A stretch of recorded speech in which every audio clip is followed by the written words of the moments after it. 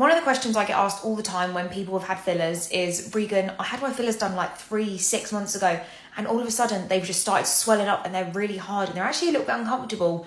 Why is that? So I thought we'd break it down quickly while I'm in between clients and while I'm sat having a little rest for 5 minutes. So you've had your fillers done and they look absolutely amazing. You've loved them for weeks and weeks and weeks and weeks. They've settled really nicely, but out of nowhere, on a random 3-month post-treatment morning, they've started to swell. They're starting to feel a little bit uncomfortable, probably quite tight. And you might find that one side swells more than the other, and they're just generally not nice to look at. Now, this could be for a number of reasons, but the main reason caused by this is a delayed onset inflammatory response. What is that, I hear you ask? Let me tell you. Now, essentially, a delayed onset inflammatory response is basically where a couple of months down the line, or a couple of weeks down the line, or even a year down the line, your body has some sort of infection or inflammation, and this can be caused for anything. Girls that got PCOS, if you're having a flare-up, endometriosis, if you're having a flare-up, if you have arthritis and you're having a flare-up, even if you've got tonsillitis, that is some sort of inflammation in the body, your body will try and fight that. Naturally, that's what we're made to do.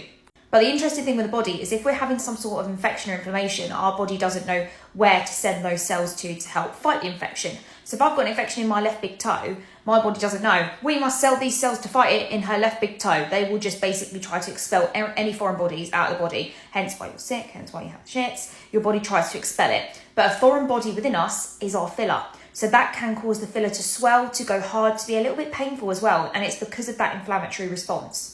And a lot of the time, you won't even know that you've got any sort of inflammation or infection.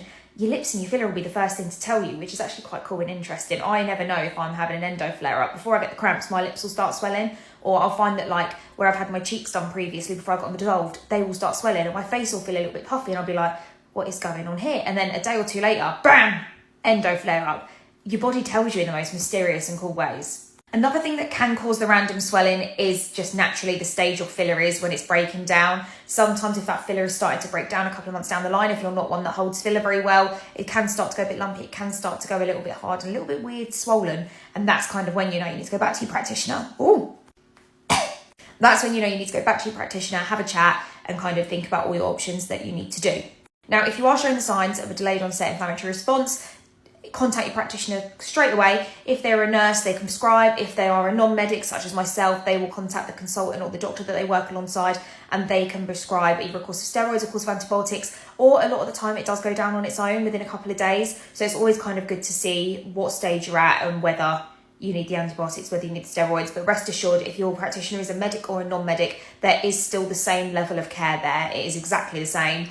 If you're a non-medic such as myself, I will contact the lovely consultant, the doctor that I work with, and he will prescribe it for you, whereas a nurse will just do it themselves. But it is the same standard of care and it does get sorted really quickly.